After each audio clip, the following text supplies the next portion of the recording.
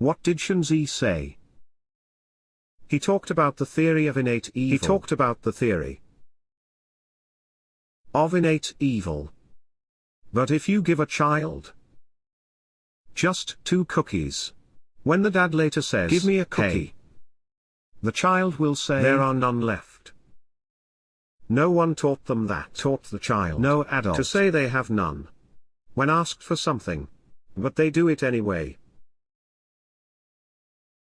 This means that humans are inherently evil from birth. Who teaches evil?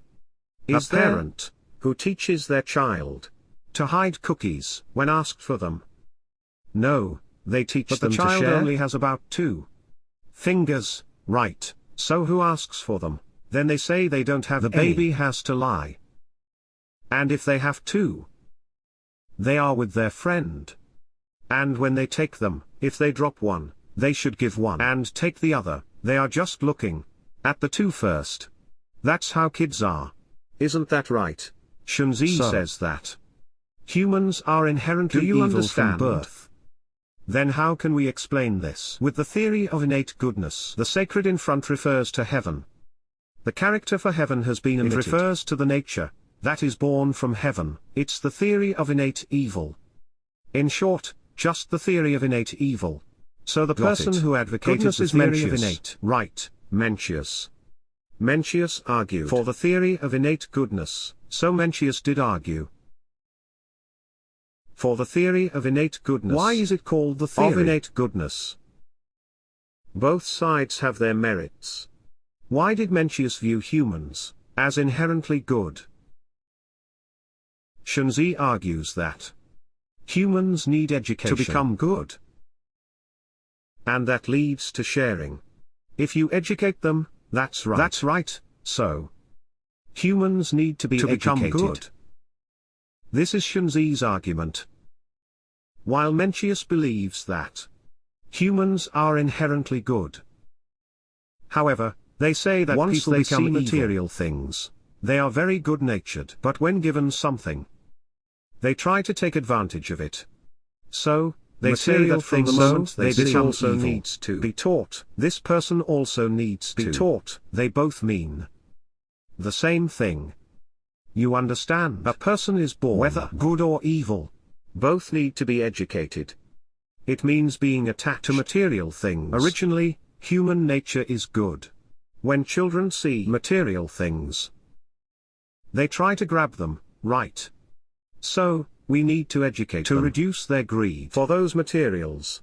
It's about educating both. Do you understand now? Because I have been good since they don't need education. The theories of innate goodness and innate was the character for heaven omitted here too. While human nature is all good, the moment they see worldly possessions, they become evil.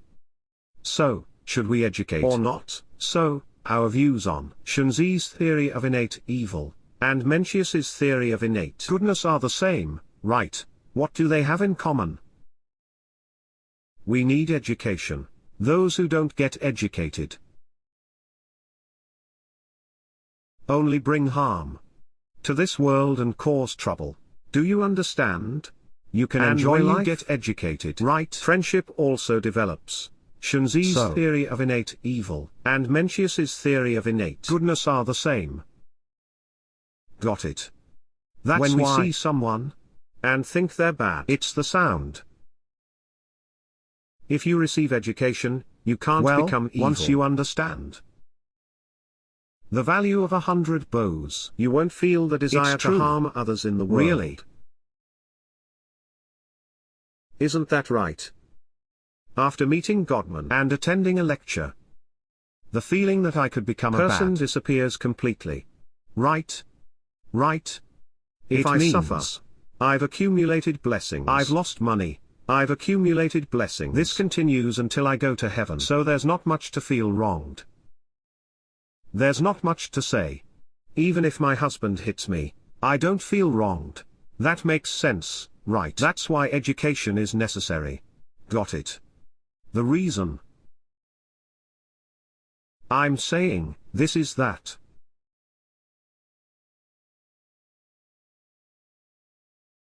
you all need to Remember what Buddha said. Studying and learning. The sea of learning is boundless.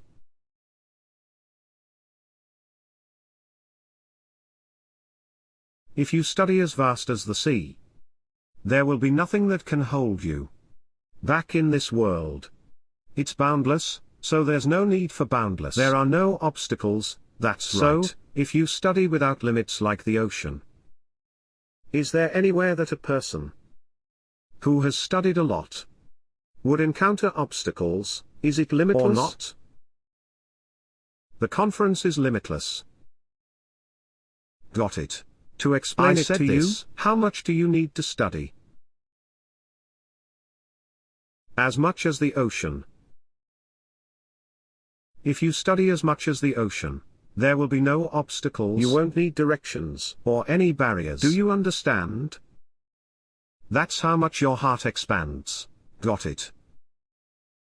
So I explained this limitless conference. There are 8 principles investigating things. Internal cultivation, maintaining a calm mind, governing oneself to bring peace to the world. You need to consider the order of these principles carefully. So, in the beginning, you need to have money and material. Humans need money to study, right? We've tried self-studying, right?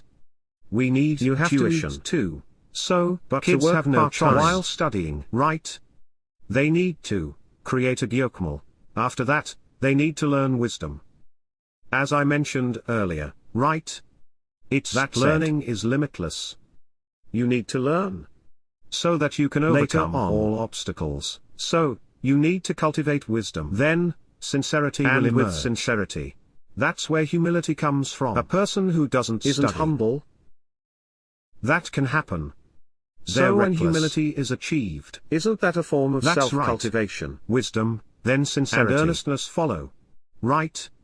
After that, calm mind rectification of the mind is set right. It becomes a calm mind. Material possessions, the 4 stages of sincerity and cultivating the mind must be experienced. If you skip this, as I mentioned earlier, it becomes a self-justification.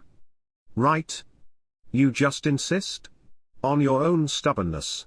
The less wise a person is, the more likely they are to fall into this trap. Hey, if you invest in multi-level marketing, you're going to fail. It's ridiculous. They say you can make money.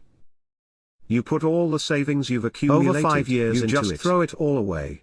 Who are you giving it to? It's not to hungry people. You give it to a scammer. Countless people do this. Right. Then that person disappears with hundreds of billions when they catch them. The CEO turns out to be a figurehead. There's someone behind the scenes managing everything. So they don't even go to prison. Just take hundreds of billions and fly away, while the figurehead goes to jail for a few bucks. Is there anyone to take responsibility? It's a very strange way to get scammed. Do you understand? So, after studying things, sincerity, material possessions, and cultivating the mind, the next step is self-cultivation. Wisdom that can govern the country and handle national affairs. Manage the household too. Got it.